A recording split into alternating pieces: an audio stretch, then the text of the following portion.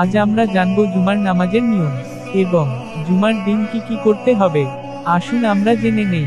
প্রিয় মুসলিম ভাই ও বোনেরা, জুমার দিন সপ্তাহের শ্রেষ্ঠ দিন।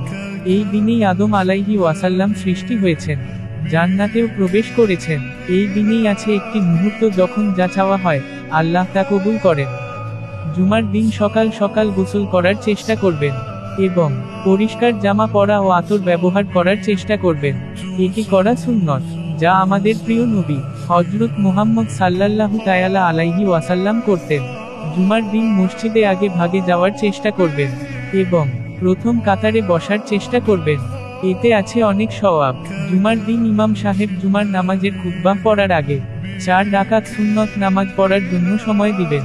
তখন অনেক সুন্দরভাবে এবং মনোযোগ সহকারে 4 রাকাত সুন্নত নামাজ আদায় করবেন। জুমার দিন ইমাম সাহেব জুমার নামাজের খুতবা পড়বেন।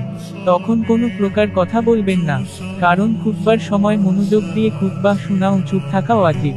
রাসূলুল্লাহ হযরত মুহাম্মদ সাল্লাল্লাহু তাআলা আলাইহি ওয়াসাল্লাম বলেছেন, যে খুতবার সময় কথা বলে সে জুমার সওয়াব থেকে বঞ্চিত হয়। খুতবার পর ইমামের সাথে 2 রাকাত জুমার ফরজ নামাজ আদায় করবেন। এটি ইসলামী জীবনের সবচেয়ে গুরুত্বপূর্ণ নামাজগুলোর একটি। নামাজের পর 4 রাকাত সুন্নত নামাজ আদায় করবেন।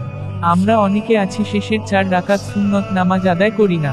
এটি করলে আপনি জুমার নামাজের সম্পূর্ণ সওয়াব পাবেন না। তারপর চাইলে 2 রাকাত নফল নামাজ পড়তে পারেন, যা পড়া উত্তম। জুমার দিন বেশি বেশি কুরআন তিলাওয়াত করবেন, বিশেষ করে সূরা কাহাফ পাঠ করবেন এবং বেশি বেশি দরুদ পাঠ করবেন। আল্লাহর কাছে বেশি বেশি দোয়া করবেন।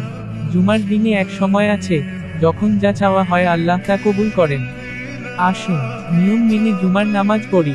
আল্লাহ তাআলা যেন আমাদের কবুল করেন। আমিন। ভিডিওটি ভালো লাগলে চ্যানেলটি সাবস্ক্রাইব করুন।